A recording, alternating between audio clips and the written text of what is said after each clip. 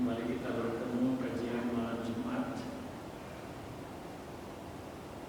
Dan pada kesempatan ini akan saya lanjutkan dengan apa yang materi yang sebelumnya sudah disampaikan, yaitu waktu dalam perspektif Islam.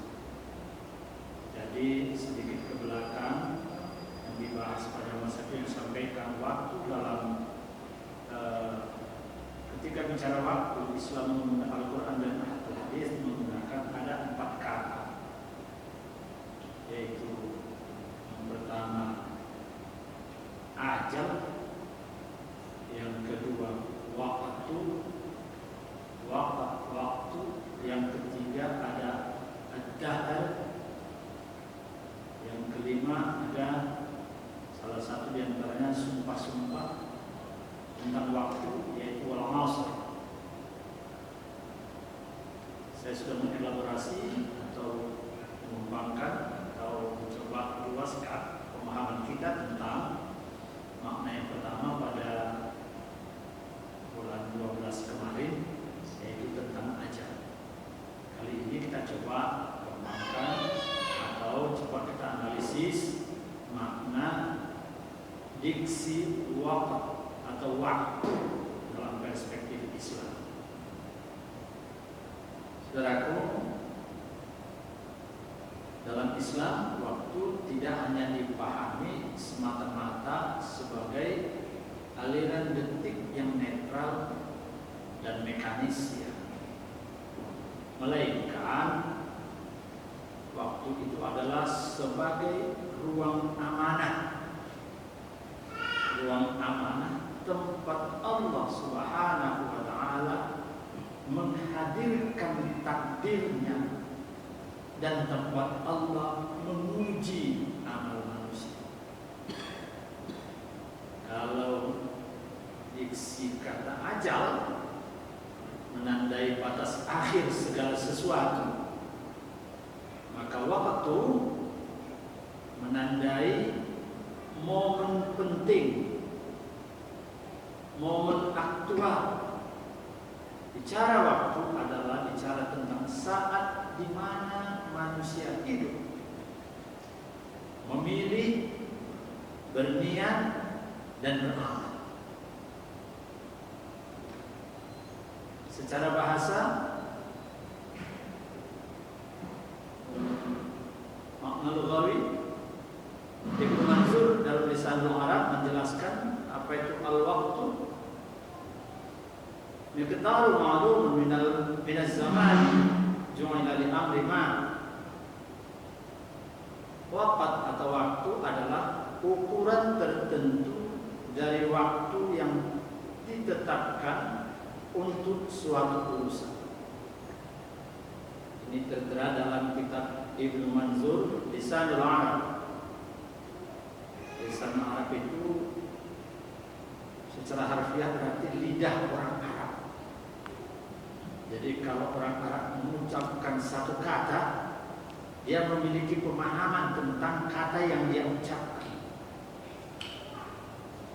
Ini ditulis oleh Ibnu Manzur. Nama lengkapnya Muhammad Ibn Muqarram Ibn Ali Abdul Fadl Jamaluddin Ibnu Manzur Al-Ansari Al-Ifriqi, wafat sekitar tahun 711 Hijriah atau 1311 Miladiyah. Ini adalah kamus bahasa Arab yang sangat besar, maksudnya sangat terkenal dan paling otoritatif, paling diakui kapasitas dan kapabilitasnya, sehingga sering disebut sebagai ensiklopedia leksikografi Arab.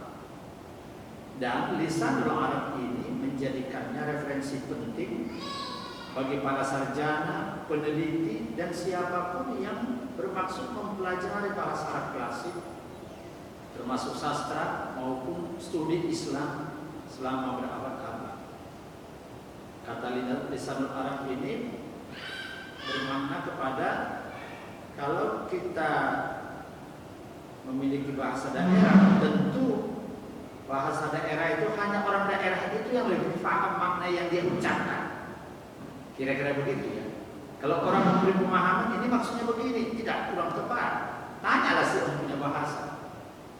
Jadi Ibnu Manzur ini dalam kitab Lisan Arab itu adalah menghimpun berbagai karakteristik bahasa Arab itu dan kemudian menyusunnya sedemikian sehingga dia menjadi sebuah sumbangsi yang besar dalam menjelaskan kalimat-kalimat yang tertera dalam bahasa Arab baik di Al-Quran maupun hadis. Jadi menurut beliau yang disebut dengan waktu miqdar ma'lum min az-zamani ju'ila li amri ma. Waktu adalah ukuran tertentu dari waktu yang ditetapkan untuk suatu urusan. Saudaraku, makna penting dari definisi ini adalah yang pertama, waktu itu atau waktu itu bersifat terbatas dan spesifik. Yang kedua, waktu selalu terkait dengan tugas atau perbuatan. Kalau Quran dan hadis bicara waktu, itu menuntut respon aktif, bukan pasif. Apa maksudnya ini? Coba kita lihat.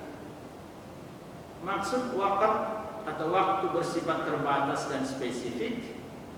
Terbatas atau mahdud, makna dasarnya dalam bahasa Arab, waktu tidak pernah bermakna waktu yang mengalir tanpa ujung. Waktu itu bukan sesuatu yang mengalir tanpa ujung. Tetapi kalau disebut kata waktu, itu adalah potongan waktu yang memiliki awal dan akhir. Ketika Ibnu Manzur mendefinisikan al-waktu miqdarun ma'lumun min az-zaman, maka kata miqdar menunjukkan waktu itu, miqdar itu artinya ada batas ukur, ada takaran, ada awal, ada akhir.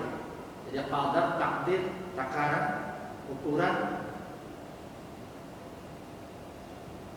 Implikasi makna terbatas di sini, atau ketika kita mengatakan waktu itu terbatas, maka waktu itu tidak abadi. Setiap waktu pasti habis. Yang kedua, kalau dikatakan terbatas, ia tidak bisa diulang. Sekali lewat, ia menjadi masa lalu. Dan ia menuntut kesadaran segera. Kesadaran segera karena kesempatan itu cepat berlalu. Itulah sebabnya waktu sering dipasangkan dengan pertanggungjawaban. Kalau kita lihat waktu bersifat spesifik maksudnya muayyan, makna dasarnya waktu selalu ditentukan untuk sesuatu, bukan waktu kosong. Ketika menulis definisi tersebut, Ibnu Manzur menambahkan ju'ila li amri ma, waqt itu ditetapkan untuk suatu urusan tertentu. Apa artinya ini? Setiap waktu memiliki fungsi. Setiap waktu memiliki tuntutan. Setiap waktu membawa amanah tertentu. Kalau kita buat contohnya dalam Quran, Allah berfirman An-Nisa 103, "Inna sholata kanat 'alal mu'minina kitaban mawquta." Kata-kata mawquta menunjukkan waktu sholat tidak bebas. Subuh jam sekian sampai jam sekian, zuhur jam sekian sampai, jangan dibalik-balik. Tidak bisa ditukar sesuka hati. Setiap waktu sholat punya identitas sendiri. Nah, kalau dua makna ini digabung, waqt bersifat terbatas dan spesifik, maka maksudnya waktu itu atau waqt itu adalah potongan waktu yang singkat, tidak berulang, dan secara khusus disediakan Allah untuk satu jenis tanggung jawab tertentu.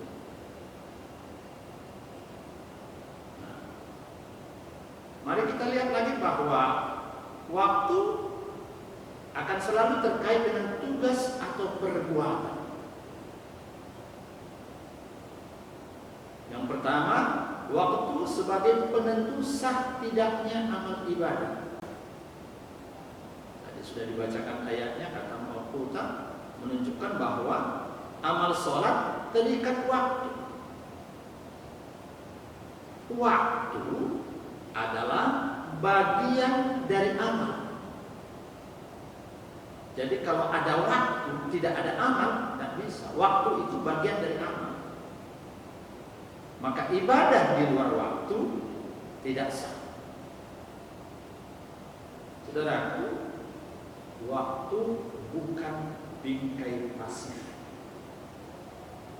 melainkan komponen normatif dari amal. Apa maksudnya ini?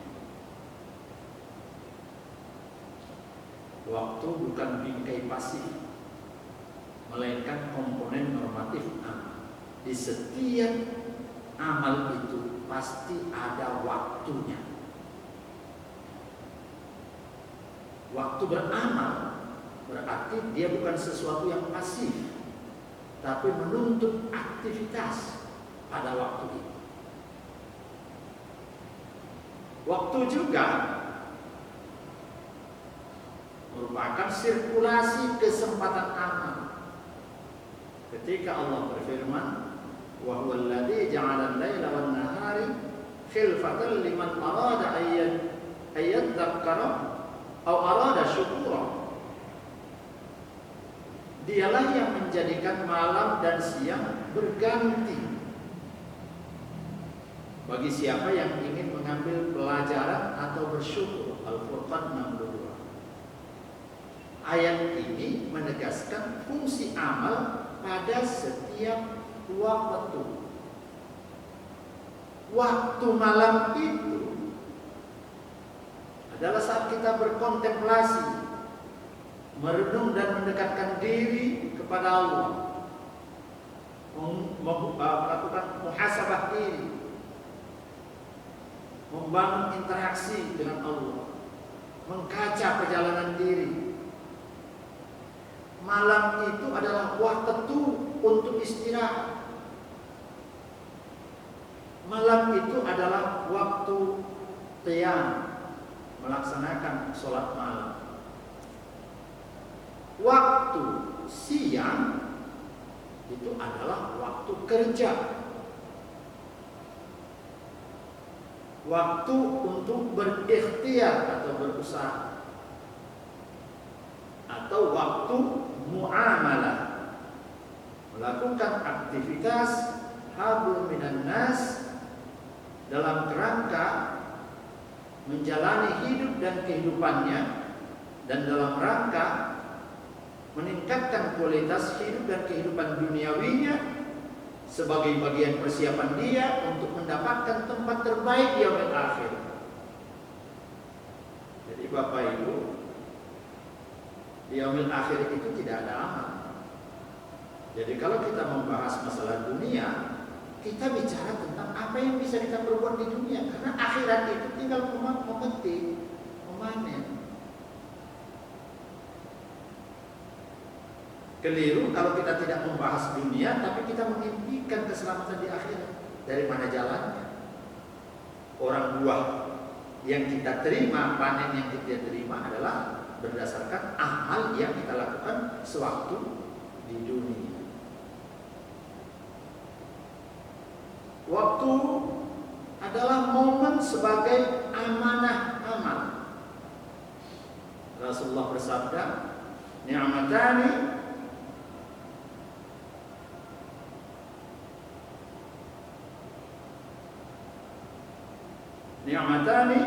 maghbudun fihima katsirun minan nas, as-sihhatu wal faragh. Kata Rasulullah, ada dua kenikmatan yang banyak manusia tertipu padanya. Apa itu? Kesehatan dan waktu. Hadis ini memaknai waktu sebagai modal amal. Jadi kalau kita masih punya waktu, itu berarti kita memiliki modal untuk beramal. Sayangnya waktu untuk beramal itu sering tidak diinvestasikan atau sering tidak dimanfaatkan maksudnya, atau tidak digunakan. Ini dikatakan Rasulullah ketika beliau bersabda, min husnil Islam al-mar'i tarkuhu ma la ya'nihi. Di antara kebaikan Islam seseorang adalah meninggalkan apa yang tidak bermanfaat baginya. Hadis ini diriwayatkan oleh Tirmidzi dengan status hadis hasan. Nah, hadis ini menampilkan ungkapan Rasulullah ini, berarti prinsip ini adalah manajemen waktu itu berbatas seleksi amal. Mana yang bermanfaat, mana yang tidak, mana yang harus kita lakukan, mana yang harus kita tinggalkan, mana yang kita segerakan, mana yang mungkin bisa kita tunda. Makna eksistensial dan spiritual waktu. Yang pertama, setiap waktu adalah ujian. Asal kita masih hidup, asal masih kita ada waktu, itu adalah ujian. Waktunya terbatas, tugasnya spesifik. Jika gagal di satu waktu, belum tentu bisa diulang pada waktu yang lain. Maka menunda berarti kehilangan. Menunda amal bukan sekedar menunda. Menunda amal tidak sekedar menunda itu, tetapi mengalihkan amanat waktu kepada waktu lain yang belum tentu datang. Jadi kita buang kesempatan itu, atau kita bunuh waktu yang ada itu dengan berpikir nanti ada lagi waktu.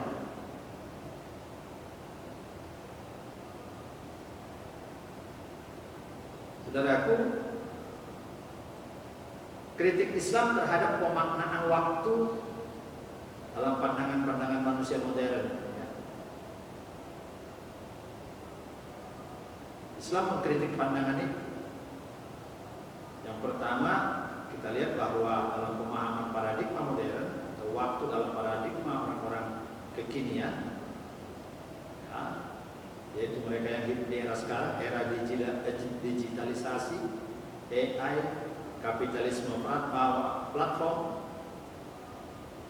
memaknai waktu sebagai, kalau bicara waktu, nggak lebih dari bicara komoditas ekonomi, money. Jadi saya bicara waktu pasti soal uang.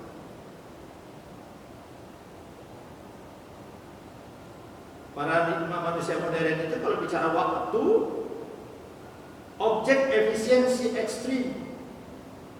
Bagaimana kita menggunakan waktu sebanyak mungkin untuk mengeruk sebanyak mungkin. Waktu itu adalah alat produksi dan konsumsi. Apa yang maksud ini dari kapitalisme platform? Kapitalisme platform maksudnya di sini adalah model ekonomi baru, di mana perusahaan menggunakan platform digital, ada aplikasi, ada situs web sebagai instruktur dasar untuk memediasi transaksi, menghubungkan pengguna dan menghasilkan keuntungan dengan angka-angka dengan dengan mengandalkan data, algoritma, dan efek jaringan untuk mendominasi pasar. Nah, ungkapan baru yang populer tadi itu adalah time, waktu adalah uang. Nah, di mana kritik Islam terhadap ini? Dalam Islam ungkapan ini tidak sepenuhnya salah, tetapi sangat reduktif, sangat merusak. Walaupun tidak sepenuhnya benar, walaupun tidak sepenuhnya salah, tapi sangat reduktif atau sangat merusak. Karena apa? Sangat menyimpang, menghilangkan waktu sebagai dimensi amanah, kesempatan yang diberikan oleh Allah Subhanahu wa taala, menafikan aspek hisab di akhirat. Ketika waktu adalah uang, maka pikiran itu hanya bagaimana mengeruk sebanyak mungkin keuntungan, bagaimana bisa mendapatkan sebanyak mungkin penghasilan, bagaimana mendapatkan sebanyak mungkin kepuasan diri, sampai akhirnya sama sekali tidak mengingat tentang hari akhir, apalagi bahwa dirinya akan dihisab di akhir. Itu yang dikritik Islam dalam slogan Barat yang menyebutkan waktu atau time is money. Waktu adalah uang. Dia mereduksi manusia menjadi mesin produktivitas. Sebaliknya, Islam memandang al-waktu amanah wa mas'uliyatun qabla ay yakuna manfa'ah. Waktu adalah amanah dan tanggung jawab. Dia amanah yang diberikan Allah, di situ ada pertanggungjawaban sebelum ia menjadi manfaat oleh kita. Kalau tidak membawa kemanfaatan, maka amanah itu akan dituntut pertanggungjawaban. Kalau dimanfaatkan, maka itu juga akan dipertanggungjawabkan, di mana kita akan mendapatkan pahala atau dosa, pahala atau siksa, ya, siksa atau kebahagiaan atau penderitaan. Nah, mari kita lihat bagaimana perbandingan cara pandang modern tentang waktu. Dalam pemikiran modern, waktu dianggap netral.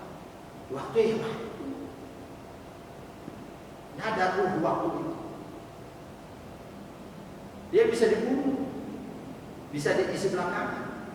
Ya sempat sekarang, besok ya besok. Apa masalahnya? Tahu persoalan di sini, kira-kira begitu. Mau kemana? Mau saya tahu urusan itu? Gabung dulu lah. Lama nggak jumpa kita ini. Kita main catur dulu misalnya. Jadi waktu itu dibunuh dengan kesia-siaan misalnya. Atau diisi belakangan. Nantilah masih ada waktu. Jadi waktu yang ada itu tidak bermanfaat. Tapi dalam Islam diingatkan setiap waktu punya makna moral. Apa yang dimaksud dengan makna moral? Ya karena dia punya makna moral, maka ada waktu yang bernilai ibadah. Ketika kita melakukan ibadah, ketika kita melakukan amal soleh, ketika kita melakukan kebajikan-kebajikan yang lain, maka waktu itu bernilai ibadah. Ada waktu yang bernilai dosa. Ketika kita habiskan waktu dalam kelalaian, tanpa sesuatu yang memberikan kemanfaatan, apalagi digunakan untuk maksiat, apalagi digunakan untuk menunda-nunda kewajiban yang Allah telah tetapkan, maka waktu itu bernilai dosa. Jadi waktu tidak netral. Dalam Islam waktu itu memiliki makna moral. itu waktu bisa bernilai ibadah, tetapi juga sangat mungkin waktu itu bernilai dosa. Ada juga waktu yang hilang tanpa makna.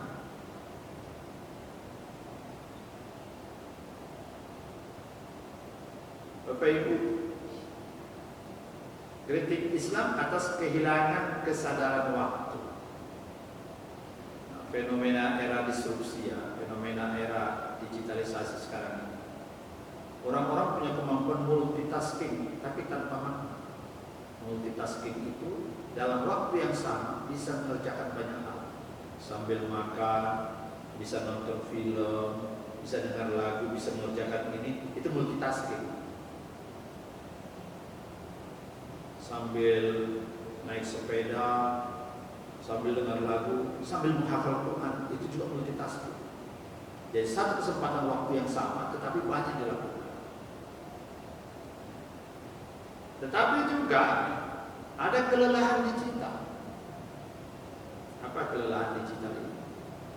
Orang terus-menerus terjebak kepada hal-hal yang sebenarnya tidak menjadi bagian dari hidupnya.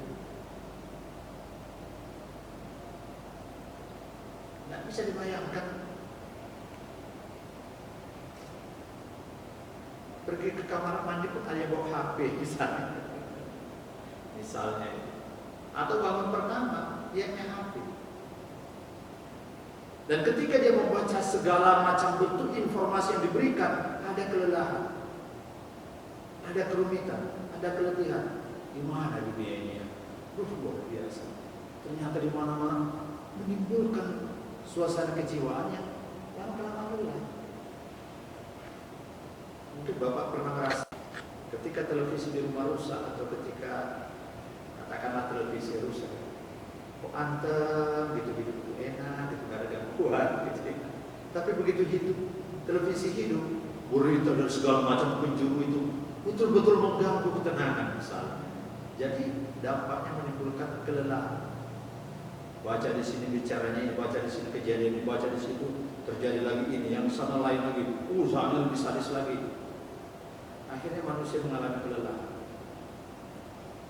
Di era disrupsi ini, hidup serba cepat, tapi hampa. Semakin seseorang itu mendapatkan apa yang dia cari, yang terjadi justru kekurangan, bukan kecukupan. Belum lagi tadi hidupnya serba cepat, dalam arti kata orang ini tidak kuat kalau hidup itu perlu proses. Inilah yang oleh Ibnu Qayyim al-Jauziyah telah diantisipasi berabad-abad lalu. Beliau berkata, idha'atul waqti asyaddu minal mauti. Apa ini? Li'anna al-mauta yaqta'uka min dunya wa idha'atul waqti taqta'uka anillah. Apa kata Ibnu Qayyim? Menyia-nyiakan waktu lebih buruk daripada kematian. Karena kematian memutuskan kita dari dunia. Sedangkan menyia-nyiakan waktu memutuskan kita dari Allah. Nah, ini adalah kritik spiritual yang sangat relevan ya terhadap kehidupan modern sekarang. Mari kita lihat lagi relevansi apa? Relevansinya apa? Pentingnya kita bicara tentang waktu ini di era yang sekarang ini, di era disrupsi. Yang pertama, waktu sebagai lawan dari budaya tergesa-gesa. Di era sekarang, waktu terasa cepat. Orang selalu ingin bergerak dengan cepat. Orang selalu merasa terdesak. Orang memimpikan segera. Dan Islam tidak menolak kecepatan, tapi menolak ketergesa-gesaan tanpa hikmah. Ini yang kemudian Allah firmankan dalam Al-Isra 11, wa kana al-insanu ajula. Dan manusia itu bersifat tergesa-gesa dengan memahami makna waktu. Kesadaran waktu itu mengajarkan, ya belum melakukan sesuatu berhenti dulu sebelum melakukan. Berhenti sejenak untuk niat. Penting enggak ini? Urgen enggak ini? Ini membawa kebaikan atau tidak? Berhenti. Ini maknanya mengejar apa? Kepentingan dunia atau kepentingan akhirat?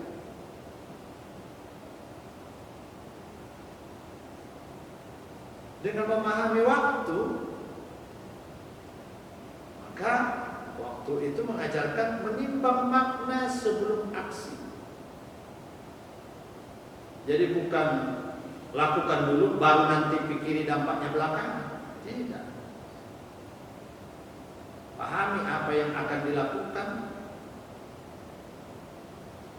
apa yang dituju, apa sebenarnya yang lebih memberi kebaikan dari apa yang akan kita lakukan itu.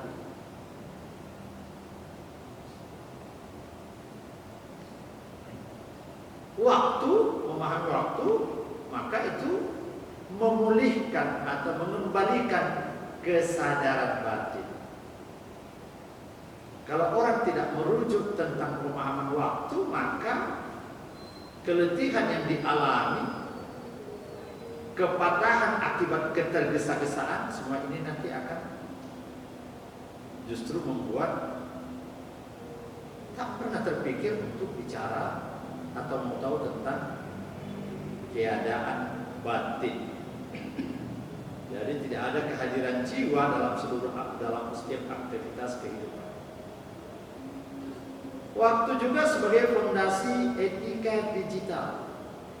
Di era media sosial, saudaraku, satu waktu bisa melahirkan pahala. Ketika Anda men-share sesuatu yang positif, yang baik. Tapi juga satu waktu bisa melahirkan dosa berantai. Ketika yang disampaikan itu di luar pengetahuan Anda, di luar pemahaman Anda, terus Anda sebarkan, dan itu akhirnya disebar kemana-mana, dan itu kan akan berantai.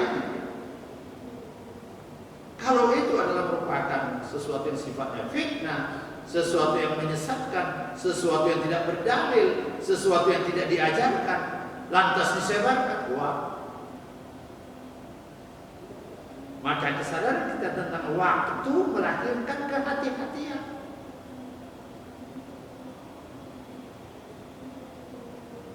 Ketika menggunakan media sosial, Rasulullah bersabda, husnul Islam al-mar'i tarkuhu ma la ya'nihi.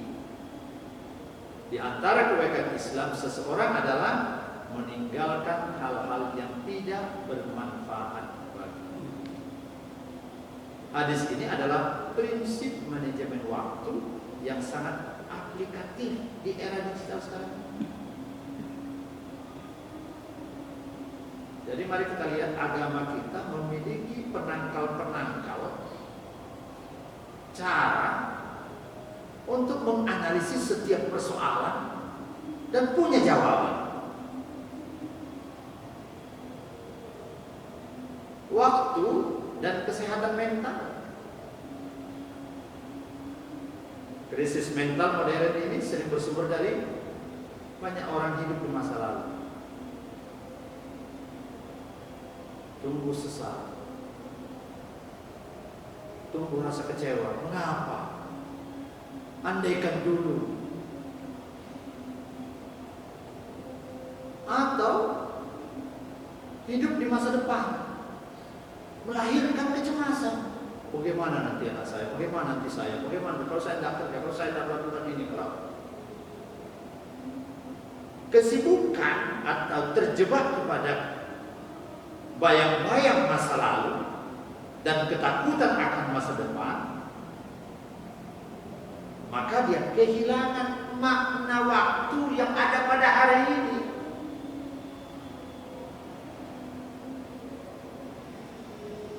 Saudaraku, waktu di era distribusi ini memiliki urgensi sosial. Ada kepentingan sosial di sini.